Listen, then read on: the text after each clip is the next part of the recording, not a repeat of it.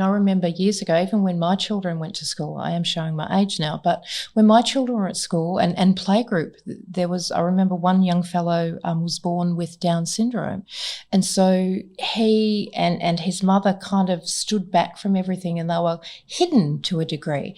And my children going through primary school, anybody that was, differing in their abilities, again, they were kind of hidden. Yeah. But what I've noticed recently is that in a lot of the advertising, junk mail, let's say, that you get through from Target and Kmart, you're seeing a lot more children represented that are living with Down syndrome. There are often children in wheelchairs being included in this marketing material. Do you think that has had an impact on society and the community at large, or do you think it's just a little bit of being seen to be doing the right thing rather than having an actual impact? Look, I think the thing that we always talk about the ripple in the pond. And I think that the more normalised things become, that's the ripple in the pond. So does a photo of there's been some beautiful modelling done by young kids with Down syndrome. Yes, I saw that recently, actually. There's been some, wonderful TV shows and stories and things.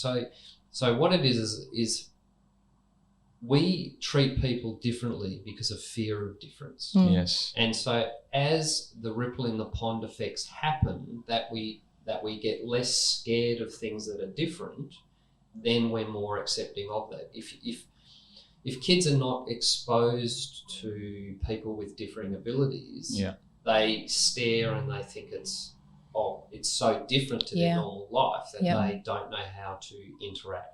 And so is it a good thing? I think it's the ripple in the pond effect. Yeah, it's got to start somewhere, doesn't it? Yeah. If we leave it at that, then that's not good enough. But I think there are different elements of that. And from normalizing, before we go to the break, I just wanted to understand what are you doing specifically from a housing point of view, and what are the challenges you are facing when you are trying to identify housing for people with different abilities, and specifically in Indigenous space. Look, there's a range of things that I'd love to talk about. I want to talk about a young fellow in an employment perspective where he's running his own business. I'd love to talk about some of the housing stuff. I think for me, when it really comes down to it, there's two things. I think one is it's giving people the ability to have choices is absolutely critical. And in the past, we've not given people with differing abilities the ability to have choice. We've said that's all you can get and that's it. So one is, I think it's giving people an ability to have a choice.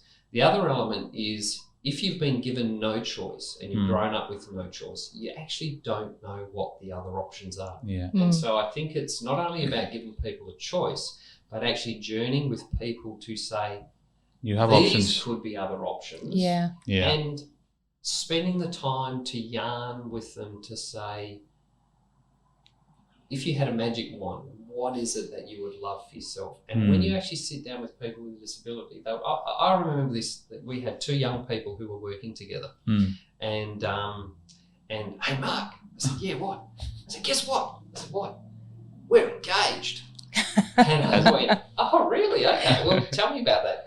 And these beautiful young people had been working together as part of a bigger team and things like that. And they were working together and they decided they really liked each other and they were going to get married. Lovely. And so they ended up getting engaged, getting married, but they still lived at each other's mum and dad's house because they didn't want to live together, but they loved each other and they went out, they did this and they did that. And we just had the biggest laugh and but the joy of their love for each other and things like that was different, but enriching. And having them be able to have that choice, I think, is amazing. Yes. But who are we to decide, what love looks like and how that should be expressed or lived? Absolutely. It's between the couple. Again, Ripple in the Pond. There's a great TV show that's on at the moment of people with differing abilities and their journey of finding love together.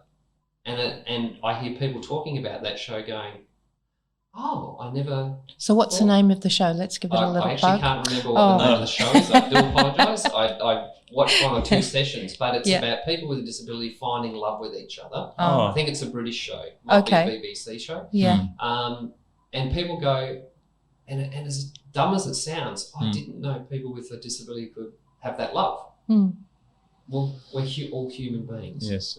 And so, again, I think that's a ripple in a pond to say that we are all human beings on the inside, on the outside, in how our bodies function and operate. It looks and functions differently. You know, it's just like That's a car. it. Some cars have a flat tyre, some cars don't. But on the inside, our spirit is still all the same and we're still functioning. And that's also, you know, I've known some amazing people who have had an accident and all of a sudden they now have a disability. They're still the same person. It's just the functionality of the car that they're driving is limited by that ability.